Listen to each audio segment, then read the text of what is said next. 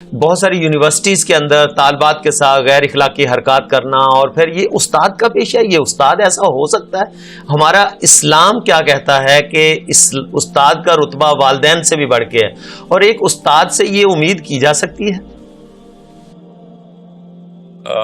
استاد مسلمان سے یہ امید نہیں کی جا سکتی. اگر اسلام سے آپ ہٹ گئے ہیں تو پھر استاد یا پھر تو باپ سے بھی یہ امید کی جا سکتی. اسلام کے علاوہ کسی بھی قسم کی چیز سے امید رکھنا اصل میں وہ اصلی جو ہے نا وہ بیوقوفی ہے ہماری. اسلام کے اندر کسی بھی انسان سے ایسی امید نہیں کی جا سکتی چاہے وہ استاد نہیں بھی ہے. مگر اسلام کے علاوہ تو پھر آپ نے امید رکھ کے غلطی کی ہے. پھر تو میں حیران ہوں کہ لڑکیوں نے ایسی امیدیں کیوں رکھی ہوئی تھی. بہرحال اس میں صرف ان ناہنجاروں کو نہیں دوش دیتا کہ جو اساتذہ کے روپ میں نکلے ہیں. یہ طلبہ طالبات نے بھی اپنی کسر پوری رکھی ہے جس وجہ سے ان لوگوں نے اپنی یقیناً تالی دونوں ہاتھوں سے بجتی ہے، ان کو بھی کچھ نہ کچھ تو اس کا مالی جو فائدہ ہے، جس طرح سے بھی فائدہ ہے وہ اٹھایا تو ہوگا. بٹ اب استاد کے اوپر تو ایک بہت بڑا یہ جو ہے نا وہ ایلیگیشن اور وہ اپنی جگہ پہ موجود ہے کہ استاد کے ساتھ اس طرح کی حرکات ہیں. نہیں، دیکھیں مسلمان کے ساتھ اس طرح کی حرکات نہیں ہوتی، باقی ہر جگہ میں ہر شعبے کے ساتھ ایسی حرکات ہوتی ہیں. ورنہ کیا اسلام کے علاوہ ایسی کیا روک تھام ہے جو استاد شاگرد کے بیچ میں ایسے رشتے نہ ہوں؟ آپ مجھے بتائیں. اسلام کے علاوہ ایک مرد اور عورت چاہے استاد شاگرد کے روپ میں آئیں یا کولیگ کے روپ میں آئیں یا دوستوں کے روپ میں آئیں یا پھر بزنس پارٹنر، ان کو کیا چیز روکتی ہے آپس میں کسی بھی قسم کی غلط حرکت کرنے سے؟ وہی اسلام ہے. بس اسلام ہی ہے جو روکتا ہے. تو آپ بس اس کو یہ مت، خالی استاد کا لفظ کافی نہیں.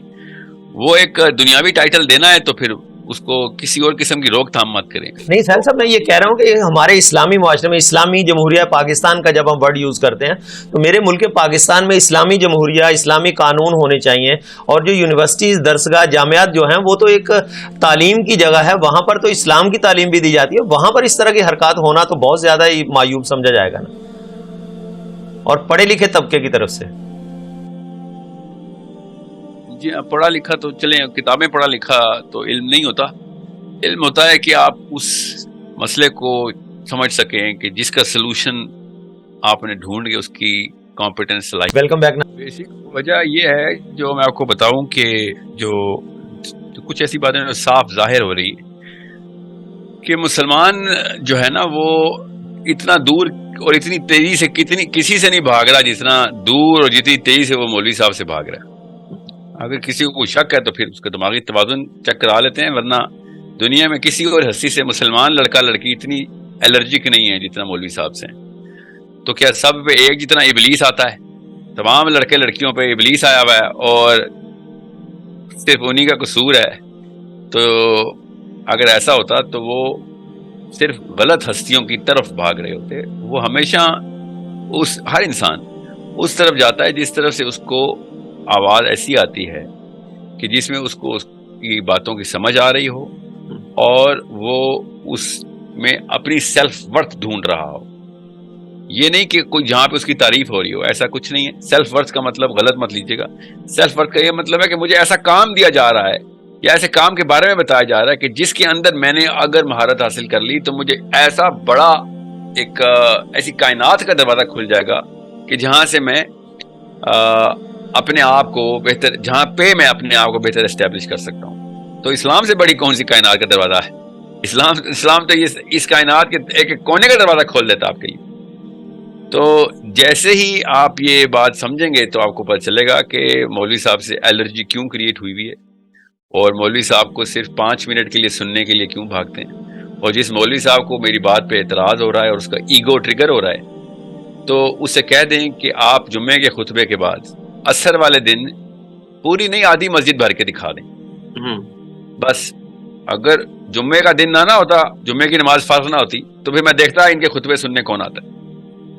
تو نمازیں تو 5 ہی فرض ہے، لیکن جمعے میں کیوں رش ہوتا ہے؟ پھر یہ بھی ایک سوال اٹھتا ہے. پھر جمعہ فیشن رہ گیا ہے، یہ بھی ختم ہو جائے گا اللہ نہ کرے. یہ صرف فیشن رہ گیا رش. میں آپ کو پھر بتا دوں، اگر جمعے کے بارے میں یہ والے احکام نہ ہوتے کہ جو پوری امت کو پتہ ہے کہ جمعہ کتنا بڑا دن ہے ہمارے لیے، تو یہ بھی لوگ بھی نہ آتے. مگر میں آپ سے پوچھتا ہوں نا، یہ جمعے والے دن ٹورسٹ اٹھ کے آتے ہیں. یہی مسلمان آتے ہیں. مسجد میں نہیں لوکل اسی محلے کے لوگ ہوتے ہیں، اور کیا باہر کے علاقے کے لوگ آتے ہیں آپ کی مسجد میں؟ اور اگر باہر کے لوگ بھی آتے ہیں تو ان کے علاقوں کی مسجدیں کیسے بھری ہوتی ہیں جن علاقوں کے وہ ہیں؟ تو ہاں یہ ایک بڑا لمحہ فکریہ تو ہے نا یہ. جی میں صرف یہ بتانا چاہ رہا ہوں، اور میں ہر ایک کو بتاتا ہوں کہ 52 آورز اگر ایک یونیورسٹی کو ہر سال ملتے ہوں پوری کی پوری قوم کے، تو آپ کو ملٹی پلائی کر لیں 6.25 لاکھ مساجد جو رجسٹرڈ ہیں ان کے کریڈٹ آورز ملا لیں، تو آج تک کوئی دنیا میں ایسی یونیورسٹی ہسٹری سے نہیں بنی کہ جو پاکستان کے ایک سال کے کریڈٹ آور پورے کر سکے. مگر یونیورسٹی کی اٹینڈنس زیرو، لیکچر دینے کو آ ہی نہیں رہا. یونیورسٹی کی پرفارمنس اسٹوڈنٹس کی زیرو، گریڈ زیرو. پوچھ لو اسلام کا زیرو پتا ہے، اس کا مطلب ہے ہر سی جی پی اے زیرو، ہر اسٹوڈنٹ کا سی جی پی اے زیرو. اس کا مطلب ہے کہ یا تو پوری قوم ہی ڈم ہے یا پھر آپ کی فیکلٹی زیرو ہے. پوری قوم تو ڈم نہیں ہو سکتی، وہ تو آتی ہے، ان کو کوئی ڈنڈے مار کے تو نہیں لے کے آتا، وہ تو آتی ہے. آپ کی کلاس اٹینڈ کرنے کا شوق ہی نہیں ہے ان کو، وہ کلاس کے اینڈ پہ آتے ہیں کہ بس کسی طریقے سے پراکسی میں اٹینڈنس لگ جائے ہماری، ورنہ وہ تب بھی نہ آتے. اور یہ بہت بڑا معاملہ ہے. میں نے کریڈٹ آورز کیلکولیشن کی ہوئی ہے پاکستان کے اوقاف کے محکمے میں جو رجسٹرڈ مساجد ہیں ان کے 1 آور دیا، حالانکہ 2 گھنٹے ہوتے ہیں. جمعے کو 12 بجے یہ اہتمام شروع ہوتا ہے اور 2 بجے تک چلتے ہیں ہمارے جمعے کے. 2:30 بجے بھی کچھ جگہوں پہ جمعہ ہوتا ہے. تو چلیں آپ 1 گھنٹہ لگا لیں، 12:30 سے 1:30 کے بیچ میں جو آپ کا خطبہ ہے اس کے کریڈٹ آورز کتنے ہیں دنیا کی ساری یونیورسٹیاں ملا لیں تو اس سال اتنی کریڈٹ آورز پروڈیوس نہیں ہوتے جتنے صرف پاکستان کی 6 لاکھ مساجد جمعے کے دن پروڈیوس کر دیتی. اچھا یہ ساحل صاحب یہ ڈائگنوز تو ہو گیا، یہ دیکھیں یہ روٹ کا ڈائگنوز تو کر دیا آپ نے. اب اس کا حل کیا ہے؟ اس کو کس طرح سے ہم لوگ جو ہے نا یوٹیلائز کس طرح سے کریں اور اس کو یوزفل کیسے کریں؟ یہ ہے اور سمجھیں، اور میں حل بتا رہا ہوں، مسئلہ نہیں بتا رہا ہوں، اور مسئلہ تو اسٹوڈنٹس بتا رہے ہیں. السلام علیکم، دس می فیصل نام اور خیریت سے ہوں گے. اس ویڈیو میں بیسیکلی شیئر ہم جو پرپس آف لائف اور آپ چاہتے ہیں کہ آپ ہر بندے آپ کو بتائیں. ایک انسان کی بیسیکلی یہ ایک ویکن سے کہ ایک بیسک نیسیسٹی بھی ہے، وہ چاہتا ہے کہ ہر چیز اس کے اندر ہے، ہر چیز پہ اس کا کنٹرول ہو، کیونکہ انسان اصل میں جنت کی مخلوق ہے اور جنت میں سب کچھ آپ کے پاس ہوگا. آپ نے کون فرمانا ہے وہاں پہ آپ کو سب کچھ مل جائے گا. تو یہ بھی چیز جو ہے اس دنیا میں امپلیمنٹ کی جاتی ہے اور نفسا نفسی بیسیکلی چاہتا ہے. ہر انسان یہ چاہتا ہے کہ اسے سب کچھ مل جائے. ہر انسان یہ چاہتا ہے کہ اسے جو بھی اس کی پرسپیکٹو ہے، جو بھی اس کی سرکمسٹانسز ہیں ان کو فلفل کرتے ہوئے وہ اپنی لائف کو سروائیو کر سکے اور میں جا کے اپنے جو ڈیتھ بیڈ ہے اس پہ جا کے سکون سے یہ سیٹسفائیڈ ہو کہ میں نے اپنی زندگی میں جو بھی اچیومنٹس کی ہیں اور وہ میری ایک سکسیس کو ڈیفائن کرتی ہیں. مگر سکسیس یہ نہیں ہوتی ہے. سکسیس از دیٹ کہ آپ کی وجہ سے کوئی گیو اپ نہ کرے، اور ہی ایک مسلمان کا وہ ہوتا ہے کہ وہ دوسروں کے لیے کرتا ہے، وہ دوسروں کے لیے وہ سٹانس لیتا ہے، وہ ہارڈ سٹانس لیتا ہے کہ جو ایک ایوریج بندہ نہیں لے سکتا ہے.